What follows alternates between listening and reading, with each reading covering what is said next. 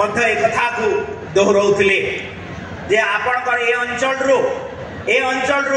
दुई जन टाणुआ नेता जड़े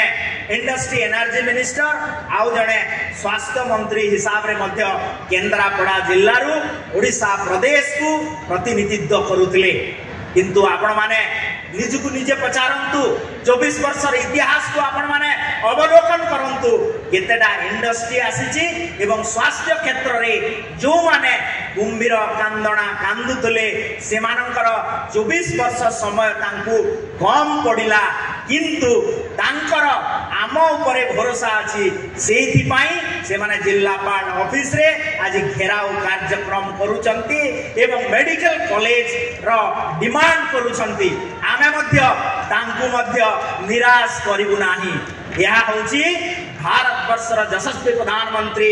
नरेंद्र मोदी जी एवं मान्यवर मुख्यमंत्री लोकप्रिय मुख्यमंत्री मोहन चरण माझींकर प्रतिश्रुति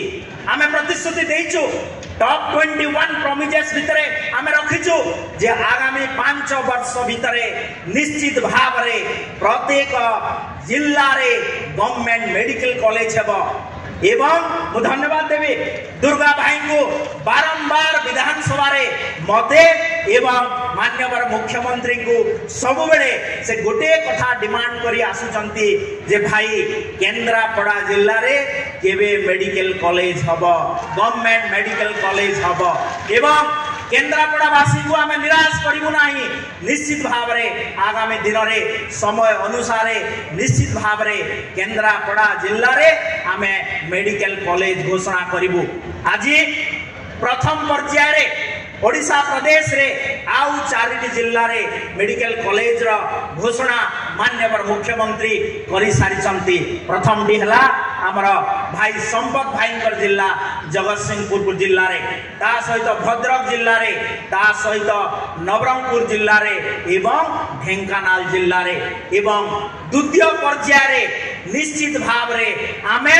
केन्द्रापड़ा रे नूतन मेडिकल कॉलेज करबा पई आपण मानकु ए मंच उपरु आमे कथा दउछु एवं आगामी दिन रे निश्चित भाव रे ए कथा को कार्यकारी करिबु। मु गोटे कथा मने पकई देबा को चाहे जे आपण माने विगत दिन रे ए अंचल रे जे स्वास्थ्य मंत्री थिले ओडिशा प्रदेश रे 77 वर्ष स्वाधीनता परे मध्य गोटे ही डेंटल मेडिकल कॉलेज अछि कटक रे किंतु आज पर्यंत द्वितीय डेंटल कॉलेज खोली पारिले नाही। किंतु मु धन्यवाद देबी मान्यवर यशस्वी प्रधानमंत्री नरेंद्र मोदी जी को एवं मान्यवर मुख्यमंत्री मोहन चरण माझी को जे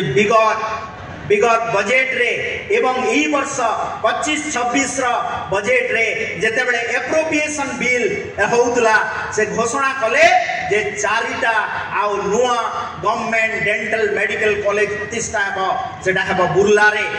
बरमपुर रे केउझर रे एवं मोर जिल्ला बलांगीर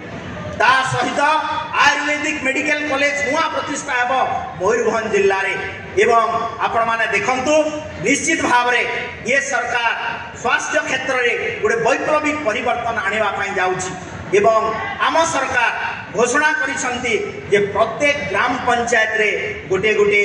आरोग्य मंदिर हेबो आरोग्य आयुष्मान आरोग्य मंदिर।